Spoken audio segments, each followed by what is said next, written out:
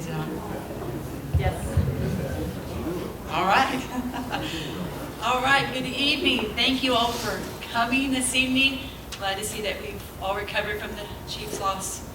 I know, I'm still a little heartbroken, but thanks for being here, and you've all recovered and we're doing well. So you are in for a real treat today to have our guest on campus with us this evening.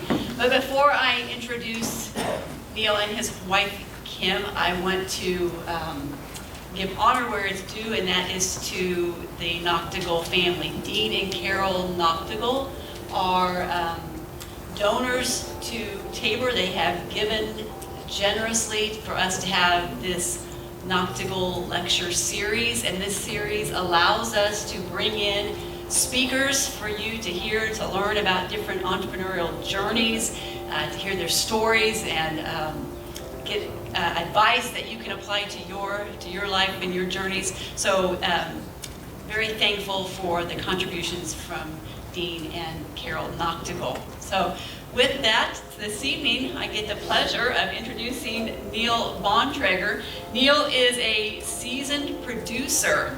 His experience is in film, television, sports broadcast, music, theater, and live events. He leads a company called Spirit Studios, and it's in Wichita and in the Mays area. And he has created media for entertainment, educational, commercial, and nonprofit markets. He also leads Kansas Grip, which is a media equipment supply company who specializes in film equipment rental. Neil is a graduate of Tabor College. He graduated in 1989, and it's been fun today to be on campus with him as he's connected with friends, and we've heard lots of fun stories about his time here at Tabor. And he brought his better half with him. Kim is with him this evening, so his wife is, Kim is here. Neil and Kim have 2 adult children, and they are in Utah and doing fun things as ski instructors and all kinds of fun things. So please help me welcome Neil Bontrager to Tabor College.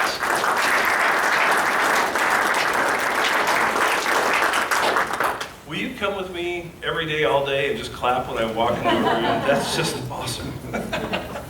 Well, it has really been a fantastic day to be here on campus and to be with you, some of you in classes and just around. It's just been a fantastic thing. It's been an honor to be back on campus. I have been asked to tell you my story, which, you know, everybody likes to talk about themselves, right? So that's fun. But I said yes because, not because I like to talk about myself, but because I really wanted to be able to share with you something as students that might be helpful or at least encouraging. So that's what I'm here to do. I'd like to make a deal with you. I will tell you my story, and in exchange, I would like you to, by the end of the night, take note on something that you felt, something that you might be able to learn and know, and then something you might do because of something that we talked about tonight. If you would make that deal with me, I think that would be a worthwhile, this will be a worthwhile hour. So I cannot tell you my story without starting with introducing you to Ken and Mary Lou. So, yep, my parents, Ken and Mary Lou. They both have been gone a little while now, and I miss them a lot, but I am absolutely who I am because of who they were. My dad, or any dad, is always kind of his son's model, and certainly my dad was mine. God, they were good. My mom has always been my biggest champion, one of my favorite people ever. Dad will always be, I'm going to call him Ken, because it sounds cooler, right? Ken will always, in many ways, will be my North Star. I measure and evaluate so much of life and experiences on who he was, what his values were, and even what his preferences were, although he would be one of the first guys to tell you that I am no copy. And I don't know if you've ever butted heads with your dad, but we certainly did. But the reason I tell you about Ken and Mary Lou, Ken was the very example of an entrepreneur. my whole childhood environment was that of an entrepreneurial household, and I didn't even know it. We didn't talk about it. It wasn't a brand back then. You weren't an entrepreneur. It's just what we did. So Mom was not an entrepreneur at all, but she was my dad's partner in everything that he did, and absolutely as valuable as he was in all of it. I have one younger brother. His name is Troy. That's him. Photobomb by my daughter. We'll talk about that later. Troy is an engineer and a finance guy, and he's 10 times smarter than I am. We grew up in the foothills just west of Denver in Colorado. Ken's life work was in X-ray technology. And what that means is that if you've ever had an X-ray taken of your arm or your leg or your head or whatever, there's a pretty good chance that the X-ray tech that took that X-ray learned from my dad. He started off as an X-ray tech himself. He was a teacher in a hospital-based system that transitioned to a college-based system. He helped make that transition. He was a college professor then, a department chair, and then an author. And so he discovered, his flavor really was kind of a multi-sensory kind of learning style. So he discovered that the more senses one can use when learning, the better the education will be. So the way that he wrote lessons was very equivalent to maybe like an online video learning platform is today. This was back in the 70s when this was just absolutely unheard of, so it was slides and tapes and narration and tests and that sort of thing. And so there was no publishing company that would publish that kind of thing. So when he wrote this material, he's like, okay, we've got to start a publishing company to publish this. So he did. This was no ordinary publishing house, although we did print work. We also had graphic artists, photographers, dark rooms, recording studios, and I tell you what, it was the enormous creative playground for a curious little kid, and I grew up there. For example, one occasion, the staff photographer, Steve was his name, was in the studio, and he was trying to figure out how to get a shot of a light bulb sitting on a table, just a light bulb, but he wanted it lit. Now, this was early 80s, Photoshop didn't exist. How do you do that? And he was scratching his head, and I was a nerd. All of my friends were out playing sports. My friends and I were in the shop building stuff. And so when I walked in there and he was scratching his head, I said, well, Steve, this is pretty simple. And he looked at me like, well, how do you do this? So the next morning, I think it must have been summertime or whatever, but I worked on it. I brought in, it was some kind of a board or substrate with a light bulb on it. I drilled some holes underneath, attached some wires, soldered them up. I brought it in, I plugged it in, I said, don't touch this. If you ever worked with electricity, you know why. And the thing lit up, and he took this beautiful shot. That was the environment that I grew up in. One of the other things about this place, we had a recording studio there that we did a lot of medical narration, doing X-ray stuff. And at one point, the studio engineer left to take another job, and Ken at that point in time said, would you like the job? And what am I going to say? No. So as a 10th grader, I became a recording studio engineer. It wasn't quite as cool as I'd hoped in that we didn't do bands, but I did medical narration, which taught me how to work on pacing and to record with professional voice talent. But I tell you this to give you sort of a picture of this environment that I grew up in. I graduated from high school in 1985, and I came here. It was, I have to say this. Yeah, senior year right there. It was one of the greatest adventures of my life. Wayne, in the back, was my roommate for the first few years, and we had just a fantastic time. It was a place filled with opportunity and promise. It's kind of funny. I don't know that I could say that I came here solely for the academics. I think that was a part of the puzzle. And Wayne's shaking his head in the back. Okay, that's good. Confirmation. But it was the total package, right? It was like there was all kinds of stuff to learn here and do, and I guess I saw it again as a giant opportunity, and it was fantastic. While I studied psychology in preparation for a youth ministry career, I discovered so much else to explore, do, create. I was in several traveling music groups. My freshman year, I met some guys from Olathe that had a band. I joined them as a creative director and as a technical guy. We built a show and we toured the U.S. and Canada several times. At our peak, 6 guys and then had 3 wives. We built and toured a show that played 99 dates within a 5-month span across 25,000 miles of U.S. and Canada. Yeah, it was just an incredible time. You can advance one. This was at the end of that long tour. We actually shot an in-concert video, and I spent a month. This is actually one of my first professional video project. We spent a month producing that. Fantastic. I don't think I got a lot of sleep that month at all. But immediately after this, I moved back to Phoenix. I worked for Ken doing graphic design and layout on the 3rd edition of his X-ray textbook. One of the main tools. Any graphics people here? Do I call us nerds? I don't think so. I think we're cool. I used my main tool was an application called Aldus PageMaker 3.0, which was a predecessor. It was purchased by Adobe and then now is InDesign, which we all use. I got a little restless sitting behind a computer in a studio all day, and so for several years on the side, I started a little company to sell seasonal retail, which basically means I owned a company that sold Christmas trees and Halloween decor. In Phoenix, this was big business, and we sold trucks and trucks and trucks of this stuff.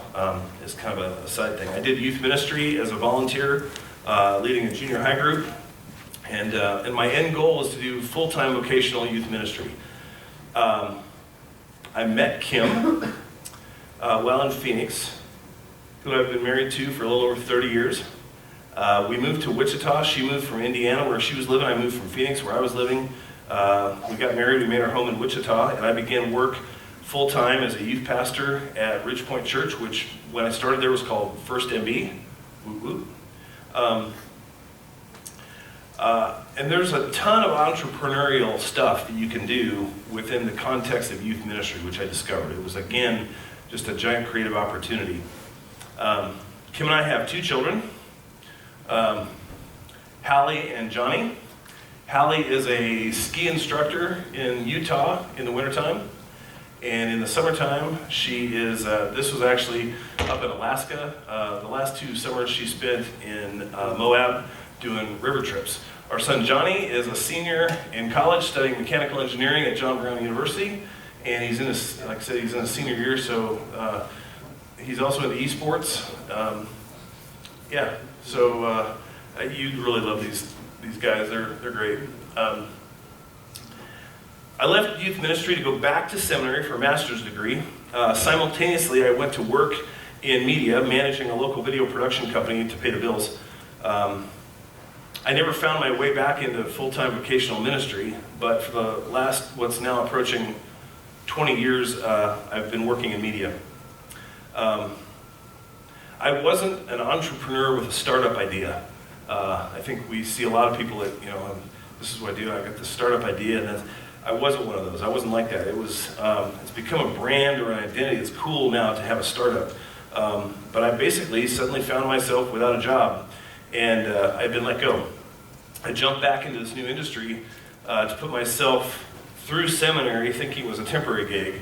I'd worked in the church. I needed a job to pay the bills. Media was a thing.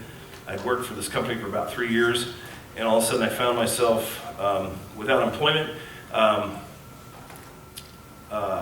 I quickly learned the work of this new industry, the culture. It was 180 degrees different than my church job. I had met some very interesting people, and I had accidentally fallen in love with the work. Kim's career in worship ministry was flourishing. Our kids were young, and I didn't want to uproot our family. So when clients began calling and saying, hey, we called the office and they said you didn't work there anymore, are you still doing this? I said, absolutely, let's go to work. Now, it seemed to me if you're going to do the work, you need to work under some sort of structure. So what was absolutely natural to me was to start a production company. So it was kind of funny, you know, you always think about this plan of having a startup, and all of a sudden I just found myself kind of like shot into this plan. So I called my company Neil Bontrager Film and Video. Somehow that always felt uncomfortable to me. It felt, because the kind of work we did really was so based in collaboration, it felt sort of self-aggrandizing that my name was on the marquee. So we changed a few years later, we changed the name to Spera Studios, and we produced content for agencies and businesses and schools and churches. In the beginning, I was super scared that we couldn't find work. I've been doing the exact same work at this production company, but boy, it's sure different when now it's your thing. But the opportunities came. We said yes as often as possible, sometimes not even knowing what we're getting into. And we found ourselves in places that we never thought would be. Not very far into the journey, realized that there was a shortage of equipment, film equipment in Wichita. I saw a need and an opportunity. We started buying stuff, and other production companies started calling us, hey, do you have this? We'd like to rent this. And so I launched another sister company called Kansas Grip, which is a company that just does that. We rent production, film production, video production equipment, and we do crew brokering to operate to other competing production companies. So like if you think about this in construction terms, my company Spera is the general contractor, and Kansas Grip would be one of the subcontractors that does lighting and sound, etc. I really thought that was going to be a side gig, and it turns out that has really kind of grown up a bit. So with the Spera job, we do commercials, educational videos, testimonials, promos for churches, businesses, explainer videos. In fact, we did the fundraising video for this building that raised, what was it, something like, was it $16 million or something like that? Of course I want to take all the credit for it, but we just made the video. But it was really fun. It was like we got to do this project that really has resulted in this place that we sit tonight. Fantastic. There was one kind of work that we did for a while. It was pretty unique and cool. I can't go on without showing you some of the stuff that we did. We created graphics for motion picture and television, which means that we built. If you ever saw something in a movie that was on a screen in the frame like that, we made that content. You may have seen movies like Ant-Man and the Wasp, Bumblebee, Captain Marvel, Guardians of the Galaxy, Spider-Man, Tenet, Transformers, Top Gun. So what we did is we created those graphics. Anytime you saw, say for example, the instruments in the cockpit of an airplane, those weren't actual graphics, because when a plane is sitting on the ground, the graphics don't look like the plane's flying, because that's what they do. They tell you where you are. And so you have to create that stuff. You can just go ahead and advance through these. This was for a show called Transformers 5. This was a screenshot of a piece of video that we had. If you'll notice, this one is blue, which means that we haven't built that one yet. So that was composited in after this was shot. Sometimes the stuff we created, like this one, or like that, is put on the screen at the time. Sometimes it's composited in. You can see the blue screens there. If you go back and watch the movie, those won't be blue. Next slide. This is a graphic that we did for a movie that you may have seen called Top Gun Maverick. That was really fun. Next slide. This is an example of a cockpit graphic. It doesn't really look like much here, but when you put it onto cockpit instruments and then shoot that and then put it in a movie theater, it never gets old seeing that. This was for, I think it's Transformers, I think. So you can see some of the detail. I just show you this because it's just super interesting. This was something we did for Transformers. That right there. And I love it. People ask us all the time, so what was it like to meet Anthony Hopkins? We never met any of them. We worked in our studio in Wichita and sent these out. But it was still kind of like, again, this stuff never gets old, seeing it in the theater. You might have recognized that from Top Gun. Top Gun. Yeah, that was fun. We got these photos 3 years before anybody saw the movie. I think it was 3, 2.5, 3, something like that. Yeah. So just another moving screen. So design and animation.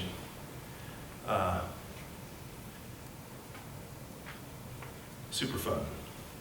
So my whole life has been a journey of creating large and small things. My story is not of I created a startup and we created this and it went global and we're super successful and then I sold it, made $1 billion and started something else. It's not that. My life has been a series of small entrepreneurial moves that have been based in creativity. I can't even think about or talk about entrepreneurship without just almost superimposing creativity right on top of that. So that's my story. I've got a few things that have kind of, like a couple of maybe categories that have come up as I've thought through this that I'd just like to talk a little bit about, creativity being the first one. So because I can't think about entrepreneurship without thinking about creativity, those things just kind of go together. One of the things that I firmly believe is that all people are born creative. Let's do something together here. Finish my sentence. We are created in the image of... It's pretty quiet. We are created in the image of... God. Okay. Anybody know the reference on that? It's right at the beginning. Genesis 1:27. In the beginning, one more time. In the beginning, God Created. Keep going. Yeah. So like that one, Genesis 1:1, like our Holy Scripture starts with that. We see this in kids a lot. Kids play, right? I mean, we played. You gave a kid a box of crayons and what do? They take it out and, I mean, like you can't stop them really, right? I think most people, from what my experience is, they learn out of it, they grow out of it. I've read some studies on this where there was a test that was created for creativity that was given to NASA personnel. And the guy that created it ended up giving it to some kids. There was a control group of 1,600 kids that he gave this test to. And at a couple years, it was a very high percentage passed the test. And as he would give it to the same 1,600 kids through the years, it would get lower and lower to the point where it was like in high school it was 12%, but adults it was like 2% passed the same test. Creativity, we learn out of it. In my world, in my estimation, creativity is huge. It's everything. We rely on it daily. What I know is creativity is like muscles. You have to work them. You have to exercise them. You have to feed and care for them. You have to nurture them. Creativity starts with curiosity, the desire to try something, the desire to explore, to experiment. What happens if? How many things have I started with? What happens if? And usually that's preceded by let's try it. Creativity requires nurture. I said that. It's like going to the gym. One of the things you have to really reconcile with failure if you're going to be creative, work your creative muscles. I think creativity and failure kind of go hand in hand. I'd love to talk more about that later. But way too often we think of creativity as painting, drawing, writing, music, etc., some of the fine arts. But I'd love to have us broaden that to all forms of creating. You can create in the shop, you can create in the office. I have a friend that I think he would broaden his creativity to spreadsheets, and I'm ready to go with that. Some of the greatest joy I've really experienced has been watching our kids, Hallie and John, express their own brand of creativity. They're so different. But I have to believe that God experiences us much in the same way as I do our kids. He takes joy from watching us express our creativity, because I take joy from watching Hallie and Johnny express their creativity. So think about a time that you created something, whatever that thing might be, and imagine if God was watching you create that he would be extremely pleased and happy. And whatever you created, whatever that was, would bring joy to him. I just have to believe that that is actually the personality of our Heavenly Father. Realize that so much of our culture does not embrace or validate creativity. I mean, you hear about it lots as we talk about it, but when you start to really experience life, so often there are no points for that.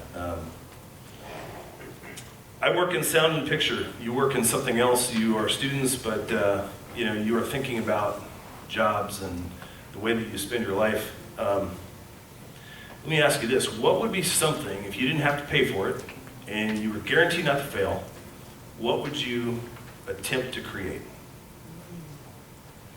Think about that for just a little bit. If you've got something like a quick word or something, just shout it out. I'm just curious. If you didn't have to pay for it, and you were guaranteed not to fail, what would you try to create? Anyone? This is going to go much better if we're a little more interactive. Boat. Say again? A boat. A boat? Yeah, like those beautiful wooden decks with the sails Yeah, and the tall yeah. masts. All right, I'll stay with you. Cool blender. Cool blender? All right. That's cool. Like, because you're thinking about why. We don't know why, but you got a reason. As soon as you tell us what it is, we're going to want one. Mm-hmm. This side of the room, how's this over here? Art?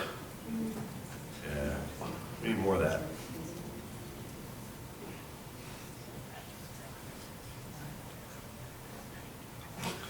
Creativity. When I was a kid, this was before CG existed, computer graphics. There was no Photoshop, everything was done practically. I built models. Like anybody that's probably my age or a little bit older, that's what we did. We didn't have screens. We built models. And I don't say that like we were better or whatever. But that's what we did. It was like these boxes of plastic parts you put together as a model. But instead of setting them all on the shelf, I'd take mine down to the pond or to the sandbox, and I'd snag my dad's camera, usually while he was at work. I was not supposed to, but I did. I didn't tell him, not apologizing for it. And I would go down and I would shoot pictures of these things. And so I kind of wanted to work in miniatures. I heard somewhere that Hollywood was doing that, and there was no internet, so like I didn't know how to get there. Otherwise, I'd probably have gone there. I didn't. But I love movie magic. I love making stuff that there's this, like you make it. Okay, so what do I mean? Got a few pictures. First slide, Home on the Range. This was a movie that I produced a few years ago that was a retelling of the story of the song that we all know. So there's a certain part of this movie that takes place, and some of you may have seen this. I think we screened it on campus once. There's a certain part of this movie that takes place in a 1930s radio station. Let's take a look at that. So this is one of the pictures. By the way, that was Mitch Holtis. If you might recognize him. You would definitely recognize his voice. Next slide. Yeah, this was in this radio station that we created. Well, yeah, it just looks like a room, right? Okay, so yeah, it's a cool 1938 radio station. That's what it looked like for real. That was a set in our studio.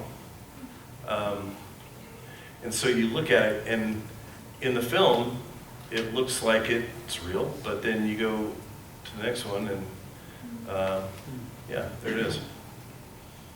I love working in the studio for this very reason. You make stuff look real that's not. All right, next one is this was a saloon scene for the same film. This is the Buckhorn Saloon in Austin, Texas. It's still operating today. It's 100 and some years old. And because this was a historically accurate film, we tried to get things accurate. Well, we didn't have the budget or the time to go there. We would have to, if we did, we would have to buy out the studio. So we found a bar that looked about the same at Cowtown in Wichita, and this is a picture of when we shot it. It's Darby Hinton, he was the bartender. This was shooting the scene right here. And that's what it looked like when it was at the end. Now, I don't know if you can tell the difference, but that's where we shot, and that's what it looked like in the movie. So what we did was we cut out, people say, oh, you just photoshopped it. Well, kind of, except that when you do this for a movie, it's way harder because it's all moving. But we basically cut out the actors in the bar and built a 3D replica of the 48 or something like that, version of what we found the Buckhorn Saloon to be. And so if you go back to the pictures of the Buckhorn Saloon, that's what it would look like. And we set in the bar to that 3D. So none of that stuff in the back is real. That's all three-dimensional artwork that an artist named Colby created. And yet when that played in the theater, it was really funny. The scene came on. This shot was, I think, 7 seconds, and then we go to the close-ups, and you don't see the stuff. Nobody cheered except for me. I was making sure that I wasn't out loud because people would have looked at me funny, but I think it took us a couple of months to make all that. I love making this kind of stuff. It's the movie magic. It's very addictive. So if creativity is the discovery and the origin of new ideas and stuff. Oh, this was one more. I'll just show you one more. This was a driving shot. I wish I would have had the video, but this was a driving shot of the courier. This is what it looked like when we were shooting it. You drive down the road with the car on the trailer, then the guy driving it doesn't actually have to drive it. And it bumps up and down, and you can actually put a camera. This thing on the front is a dolly where another camera goes for the front shot, but that's what it looks like when you shoot it. It's called a process trailer. So, all right. So if creativity is discovery, innovation certainly is the application of that creativity. I love innovation. I love being involved with the process of it. For me, innovation almost always happens in response to a need. In our industry, the film industry is marked with innovation. You don't really realize this when films and TV shows are shot, but I didn't know this until I was in it. But the technical side always drives the creative side. For example, the shark in the movie Jaws. It's an animatronic, we've all seen it, but like somebody had to create that, and that became real once it got on screen. The point of view, there's another thing, the point of view that in the movie Top Gun Maverick, where you see the pilots flying, how do you do that? In movies past, there's a fuselage of a plane that's on a gimbal that moves it around, there's cameras on it, but the producers wanted it to be more realistic, so they developed an entire camera system that was mounted to the cockpit. Now, I don't know if, let's see the next, I got some pictures of some cameras, but cameras are big, right? And a cockpit of an airplane is kind of small. So Sony developed a whole camera system that just had the sensor that was mounted in the cockpit, and all the other guts of the camera were down underneath. So innovation, this was the first time that camera system had been developed. A couple of simple things, let me just show you these. This is a driving shot. You've seen 100 of these in shows everywhere, right? Somebody driving a car. This is actually what it looks like when you shoot it. So if you're looking in the window at the driver, it seems pretty simple. But this is what it takes to get that shot right here. Took about 2 hours to rig that. This was actually for a show that ended up on Hulu. Kind of cool. So innovation, next one, let's look at another one. Panavision. If you've ever seen this logo at the end of a film, filmed in Panavision, cameras and lenses. So our world is a lot like the construction world, where you probably don't use this equipment all the time, so it's pretty expensive. You don't have probably the bandwidth to buy the stuff, so you rent it when you need it. You might shoot for 3 months or 6 months, but then you don't shoot again for another 2 years when you're making a film, so you rent the stuff. Panavision is one of the world's leading camera rental companies. Started in Woodland Hills, California, suburb of LA. The cameras that Panavision does look like this. You might have seen something that looks like that. Let's look at the next one. Kind of a classic film camera from Panavision. Next one, this was used on a movie called The Hateful Eight. Big camera. The thing about Panavision is that even though it's a camera rental company, they have a machine shop and about 200 guys that work in it. And they build stuff. So like if I'm a camera assistant, I'm prepping a camera, I can say, hey, our director wants to do this. Do you have something that does that? No, we don't have it, but we can build it for you. And so they will rebuild lenses, they will rebuild all kinds of rigging for the cameras.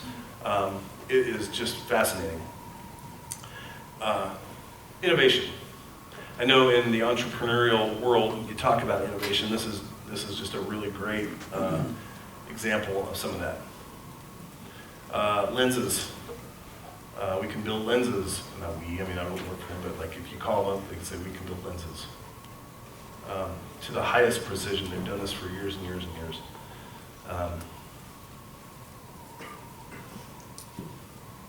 So I haven't spoken so far much about my faith, but certainly it's at the center of my life and this career journey. I'm a follower of Jesus. I grew up in a Christian home. My family were very committed Christians, and so that's not only my background, that's what I choose. And I believe that our creative God makes each one of us in his own image. Which doesn't really mean that we're cookie cutter, so much as it means that he's really, really creative. And he's made all different flavors of people that are all still in his image, which tells me a little bit about how big he is. Based on John 1:12, I believe that each one of our identities is that we are a child of God first, and what we do flows out of that. So that leads me into another thing that I'd like to talk about. It's probably the most important thing about this whole day for me is identity, and this has been a pretty big one for me. From the time I was a sophomore in high school, I was pretty sure of a call to vocational full-time youth ministry. I was pretty sure that was a lifelong calling. I'd been in youth ministry for 15 years when I stepped out for what I thought was a season to kind of retool. I went back to seminary and somehow couldn't find my way back into vocational ministry. I had put my identity in what I've now understood as an assignment, which was youth ministry, and didn't even realize then that that was a problem. So it was almost 20 years ago, in 2006, but my value had become determined by the work that I was doing.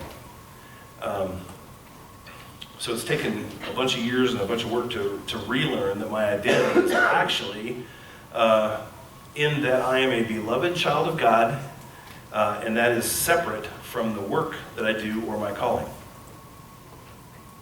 I mark kind of 2019 as the beginning of that healing journey. And so I guess as I was kind of working on this talk and thinking about what I wanted to say today, I think what I would encourage you as students, most of all, especially those of you who are involved in entrepreneurial studies or thinking about getting into small business or starting your own thing, or really this kind of probably goes for anyone studying anything. Understand and be super rock solid in your identity as a child of God, and then see that everything you do flows from that as an assignment, as a call, as something that God has put in front of you as an interest or an opportunity, but it's not your identity. There's a couple probably practical reasons for that. I think the easiest one to think about is, okay, so you're an entrepreneur, you start a business, that is your identity, you see that as your identity, the business fails, what happens? It's a big tailspin. I mean, it's, in essence, a little bit what happened to me. I found myself out of youth ministry, and man, my identity was a youth pastor. I was about students, and it took me quite a few years to unravel that. So I think that's a super, super important thing. I could talk about that all day. I'd like to have some discussion on that during the Q&A here shortly. But I guess as followers in Christ, with your true identity and focus, I would just love for you to encourage you with all the energy and passion that you have is to exercise your creativity.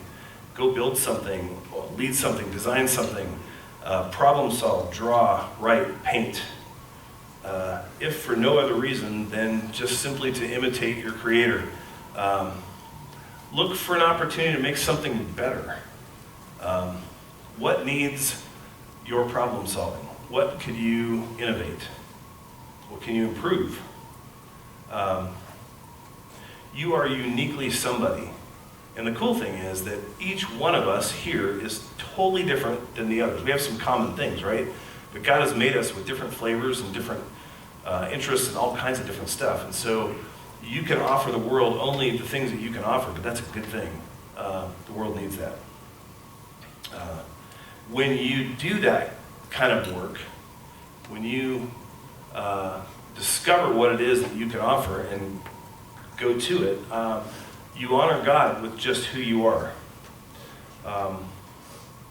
We are familiar with the passage in Matthew 25 about the servant that's given the talents, and the one goes out and multiplies them. There's a bunch of them, and the second one goes out and multiplies a few, and the third one puts his in the ground and saves it. When the master comes back, here it is, and the one that multiplied it was rewarded.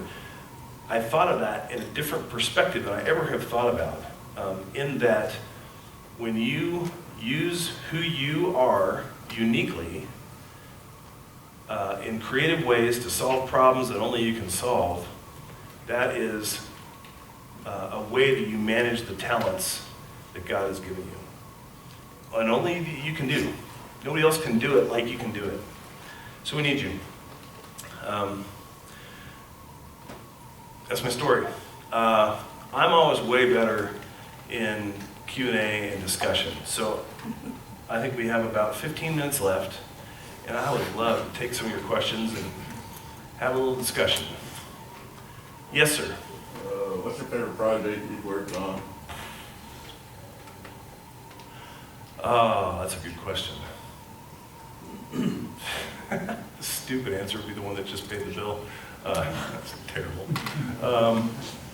We've been to some pretty amazing places and done some pretty crazy things. The one that immediately comes to mind was, I don't know, there's always parts of lots of them that are super fun. I found myself one time laying on my belly on a dirt runway in New Mexico with a camera, and there's a King Air coming in for landing, and I was 100 feet off the middle of the runway, and I was so scared that I bobbled the camera when he landed because it flew right over me. It felt like I was right underneath the plane. It was a safe distance, but we got some pretty cool stuff on that one.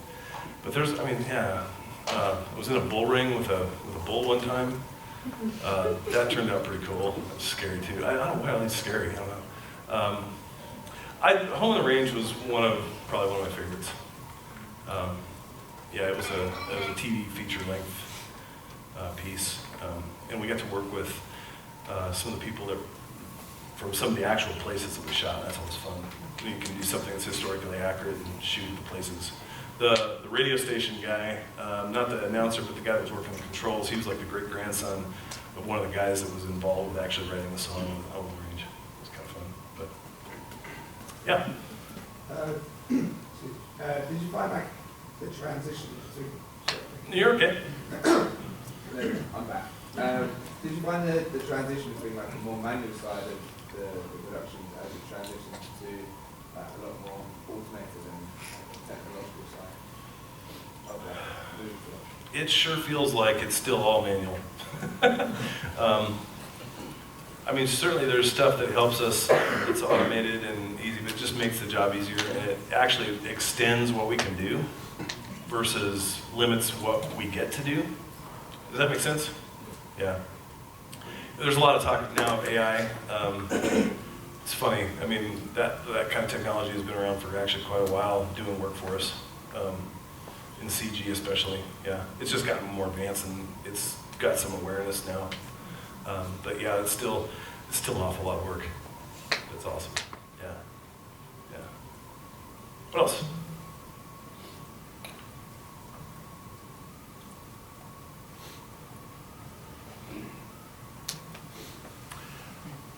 Yeah, this thing of identity is pretty big to me. I hope some of you are thinking about that.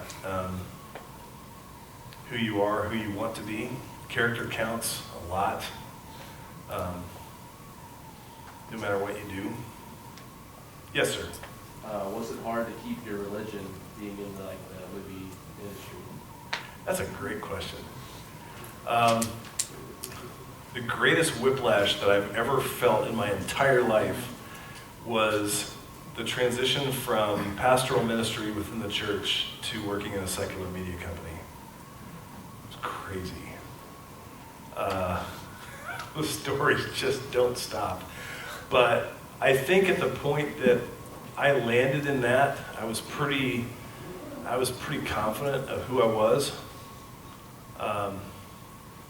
And so there was, I mean, like, just even the stupid thing, the little things, this is not the biggest thing, but the little things, like our fridge at the production company had more alcohol in it than anything.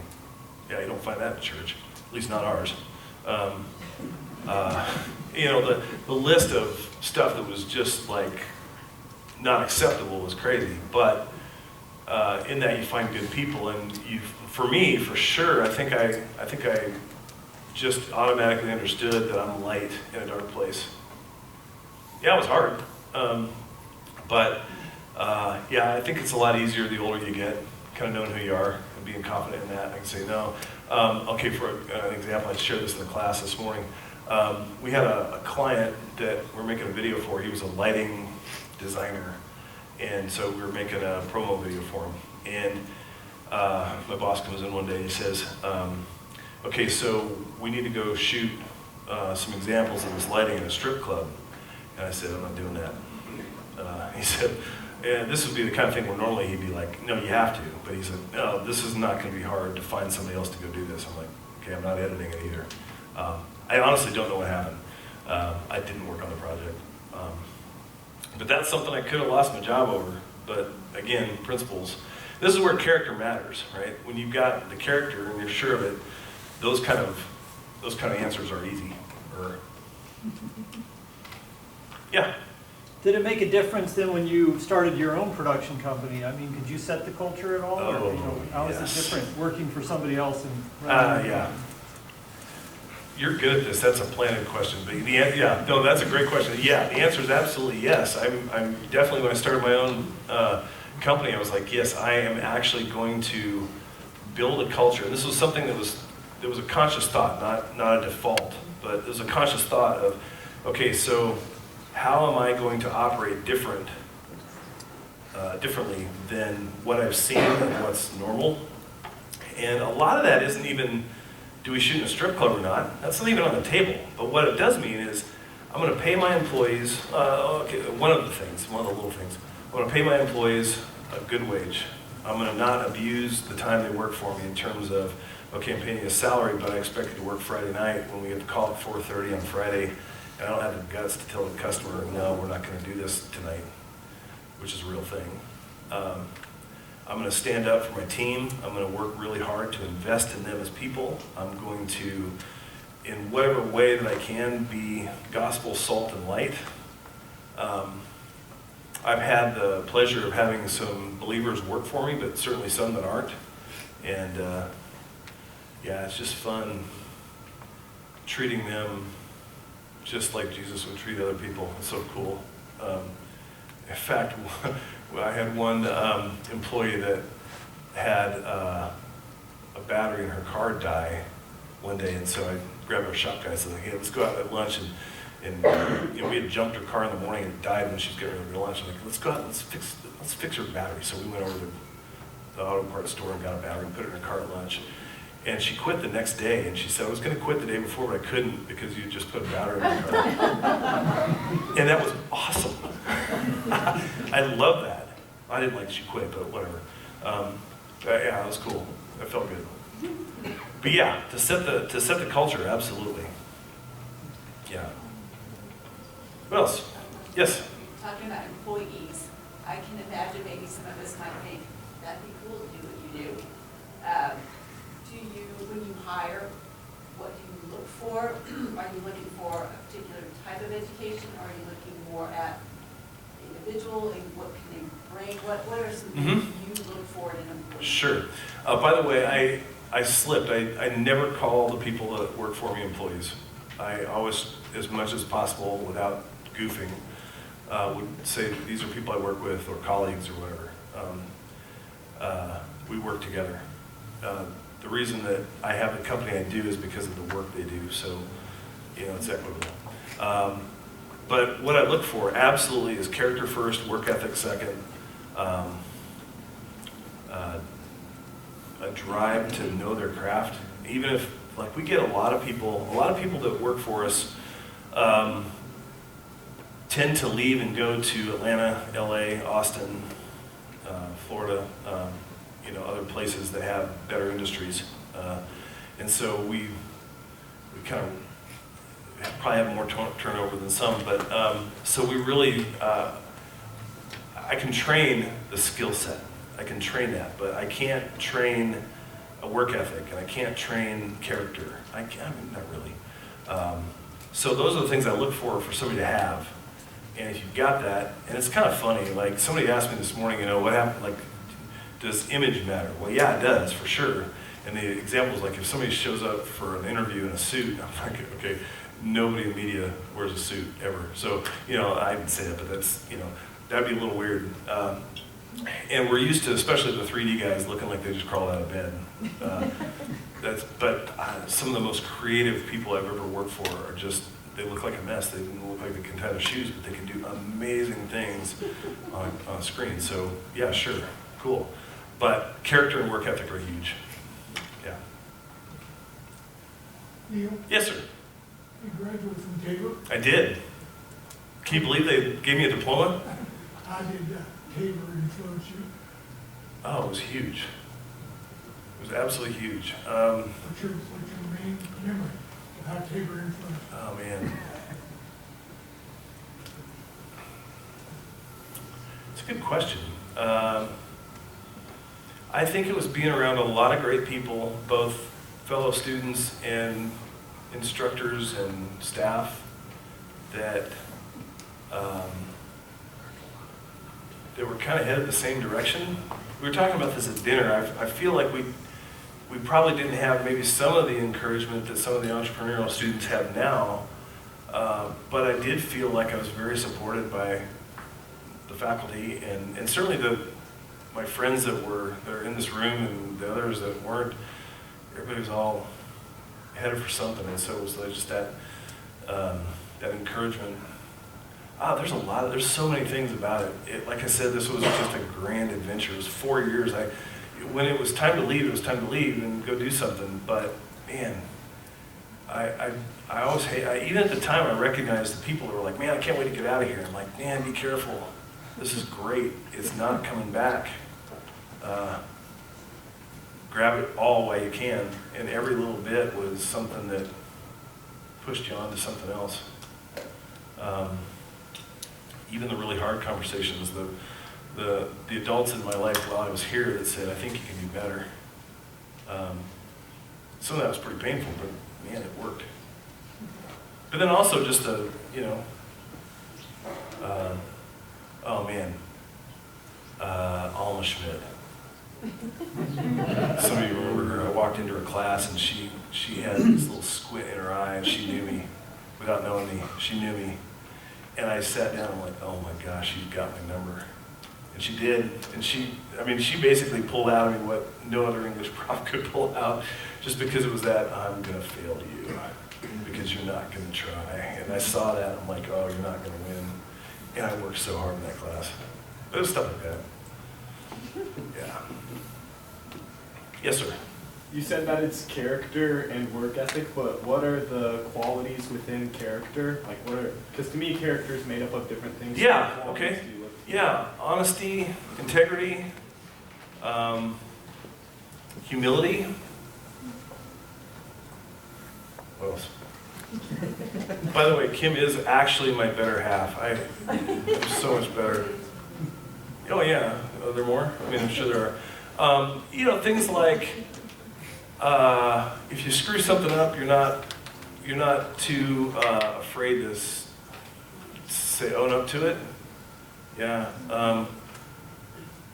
Yeah, just a strength of character, like just a kind of stand-up guy that, you know, we all know these guys. Oh, loyalty's a big one for me, yeah. That answer your question? Yeah. Yeah, I work hard at all those. You know, it's funny. It's like how many times do you meet somebody that they're pretty cool until the pressure comes on and they get the squeeze, and then you tell what's actually inside.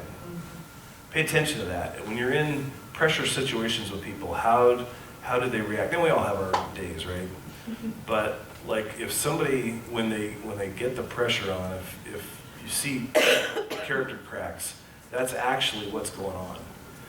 And man, that's brutal when you work for a guy like that. Or when you're partnered up with a coworker like that and the success of your mission depends on both of you, you know, that kind of thing. That's why character is so important. What else?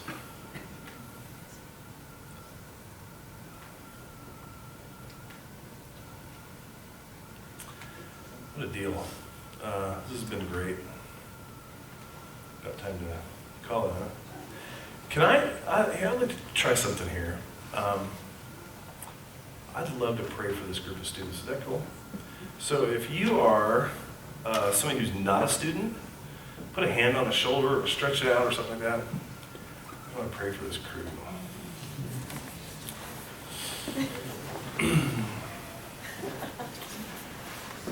Heavenly Father, you've given us this amazing opportunity to be together tonight, but also just to be here.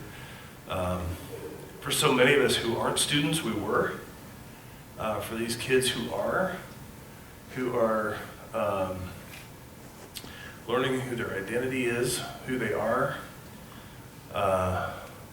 searching for their call and listening for your leading, looking for careers, looking for jobs, looking for the next step, and really what life looks like. Lord, I pray that you would bless them. I pray that you would set in each of us our true identity so that we might honor you and worship you with our very lives. Make clear the assignments that you have for us and how those benefit other people and thus your kingdom. And we are grateful to be a part of it. We're grateful that you called us to be partners with you in that. That's life to us. In Jesus' name, who is our Savior. Amen. Thank you.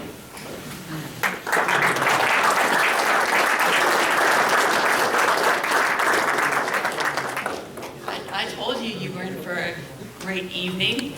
I don't know about you guys, but I think it's really cool that in Wichita we make pictures for Top Gun. I had no idea. We thought that was really cool too. So I learned a lot about a business that's so close to us that I did not have any idea that when I'm going to the movie theater that was made just right here. I think that's really amazing. And I also thanks Neil for challenging me with some of my stinking thinking that I'm not creative. You know, I don't know about you all, but I don't draw, I don't sing, you know, none of that. I got stick people, that's all I got. But God says I am creative, and so thank you for challenging me in that. I appreciate that. All right, thank you all for being here. I want to encourage you to come again. We have one more Nachtigall lecture series in March. So we'll be looking for that announcement to come out. March 27th is our next, our last lecture for the year. So Neil, thank you again. Kim, thank you for spending the entire day with us. They've been here since 9 o'clock. Thank you both so much. We appreciate you. So, all right, blessings on you all. Be safe. We'll see you in class tomorrow.